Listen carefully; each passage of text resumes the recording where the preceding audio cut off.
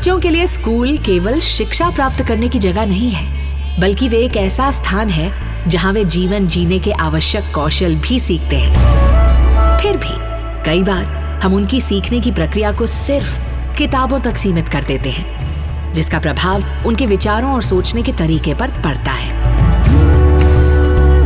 बच्चे किताबों को पढ़ लेते हैं, लेकिन अक्सर उसके साथ जुड़ा सामाजिक और वास्तविक जीवन का संबंध टूट जाता है, जिसे हम रियल वर्ल्ड कनेक्ट कहते हैं। मैं पहले सोचती थी कि मैं क्लास के किसी कोने में छुपकर बैठी रहूं। पहले मुझे लगता था कि कितनी जल्दी स्कूल की छुट्टी हो और मैं घर भाग जाऊं। मैं सोचता था कि मैं स्कूल जाऊं पर किसी को दिखाई ना दूं।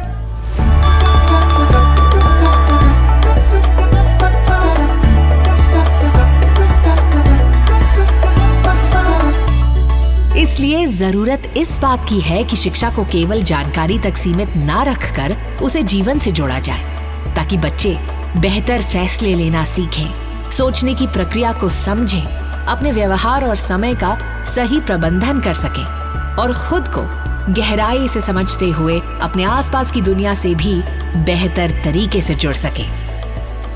बच्चों की जो अभिव्यक्ति की बात जब हम करते हैं तो वो बहुत बड़ा गैप है। करके सीखना ये बहुत मैटर करता है। कई बार ऐसा होता है कि बच्चे अपने मन की बात कह नहीं पाते, खुद पर भरोसा करना भूल जाते हैं, अपने दोस्तों को समझ नहीं पाते। अगर बच्चे में आत्मविश्वास नहीं है तो वो अपनी बात को ना तो किसी पे कह पाएगा, ना कहीं हम उसको कुछ एक्टिविटी देंगे तो वो करेगा, और कहीं ना कहीं उन सबके बीच में जो है मतलब फीलिंग्स, इमोशंस, ये सारी चीज़ें पीछे छूट जाती हैं। लेकिन जब उन्हें सही माहौल और सहारा मिलता है तो यही बच्चे अपने रास्ते खुद बना लेते हैं। आर्ट को कितना ज़्यादा अच्छे से इस्तेमाल कर सकते हैं बच्चों की ओवरऑल पर्सनालिटी को डेवलपमेंट करने के लिए। और जब हम बच्चों को वो लैंग्वेज सिखाते हैं तो हम उनको अपने आप को एक्सप्रेस करने का एक ज़िंदगी भर का तोहफा दे देते हैं। थोड़ा रुककर, सुनकर और समझकर हम ऐसे रास्ते बना सकते हैं जहां हर बच्चा खुद को शामिल और सुरक्षित महसूस करे। यही है सोशल इमोशनल लर्निंग, SEL, जो बच्चों को जोड़ता है, संवारता है और आगे बढ़ने की ताकत देता है।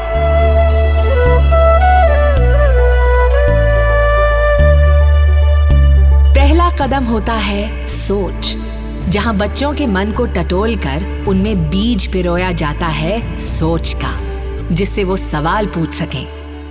कोई भी बदलाव शुरू होता है तो वो सोच से शुरू होता है। हम लोग 2 एक्सरसाइज करते हैं। पहली एक्सरसाइज है खचड़ पचड़, दूसरा हम एक्टिविटी जो करते हैं वो नक्शा है। उसमें होता है कि स्कूल से उनके घर तक का क्या रास्ता है, और बच्चे ड्रॉ करते हैं उसमें पहले, फिर हम उनमें प्रॉम्प्ट्स देते हैं कि आपके घर के पास कौन सी चीज़ है जो आपको सबसे ज़्यादा अच्छी लगती है, आपके रास्ते में कौन से लोग दिखते हैं आपको, आपकी कौन सी दुकान है फेवरेट, और हम फिर उस मैप को देखते हैं तो हमको ये समझ में आता है कि बच्चों के लिए कौन सी चीज़ महत्वपूर्ण है।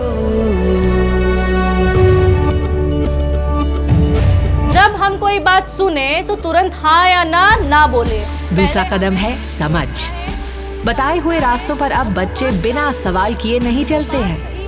वो समझना चाहते हैं हर बात के दोनों पहलू, वो जानना चाहते हैं सारे रास्तों के बारे में, और फिर चुनाव करेंगे वो अपने रास्ते का। हम बच्चों को मीना मंच के द्वारा या और एक्टिविटी के द्वारा उनको थोड़ा सा समझाते हैं, उनका कॉन्फिडेंस डेवलप होता है, सेल्फ कॉन्फिडेंस, अवेयरनेस आती है। बच्चों के लिए इसलिए ज़रूरी है क्योंकि वो बहुत एक तरह से मिट्टी का घड़ा होते हैं, तो उन्हें हम जैसा तराशेंगे वैसा हमें रिजल्ट मिलेगा।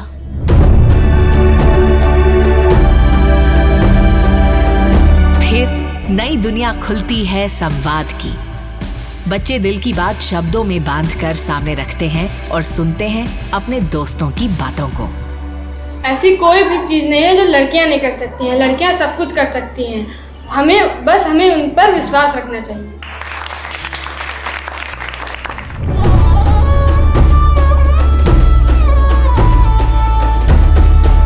सोच समझकर संवाद करके बच्चे निकल पड़ते हैं समावेश की ओर।